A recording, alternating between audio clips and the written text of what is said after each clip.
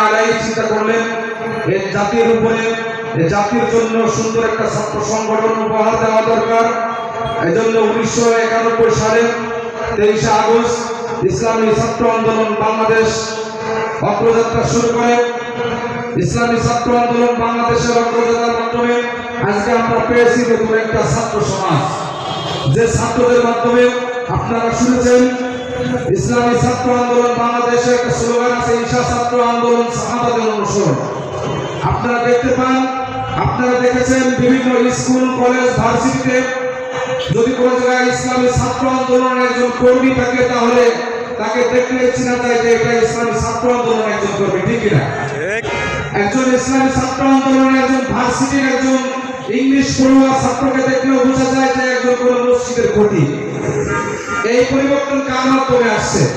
এই পরিবর্তন আসছে সুষ্ঠু ধারা একটা ছাত্র সংগঠনের সাথে তার জীবনটা অতিবাহিত করার মাধ্যমে, সুন্দর একটা ছাত্রদের সাথে তার সঙ্গ দেওয়ার কারণে তার পরিবর্তনটা ধরে রাখতে সক্ষম হয়েছে। এজন্য আমি বলবো, প্রিয় ছাত্র ভাইরা, আপনারা তো বহু ছাত্র সংগঠন দেখেছেন, আপনারা বিভিন্ন দলের ছাত্র সংগঠন দেখেছেন। আসুন সমস্ত ছাত্র সংগঠন বাছাই করুন।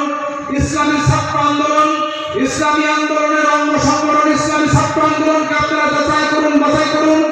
যদি আমাদের কোনো ছাত্র নেশাগ্রস্ত থাকে, আমাদের কোনো ছাত্র মাদক আসক্ত থাকে, আমাদের কোনো ছাত্র যদি চাঁদাবাজ থাকে, আমাদের কোনো ছাত্র যদি নারী ধর্ষক থাকে, তাহলে আমাদের কাছে বলুন, আমরা তাকে উত্তম শাস্তি দিতে বাধ্য হব।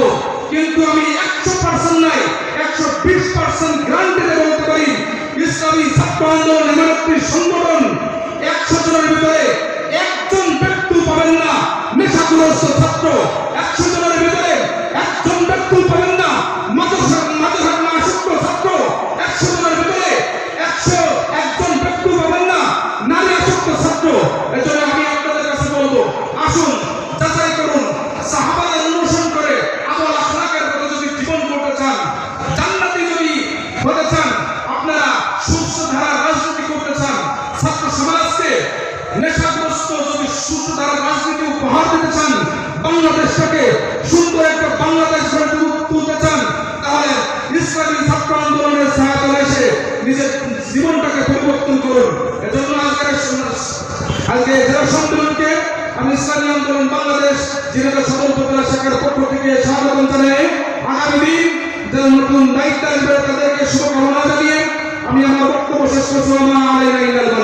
আসসালামু আলাইকুম।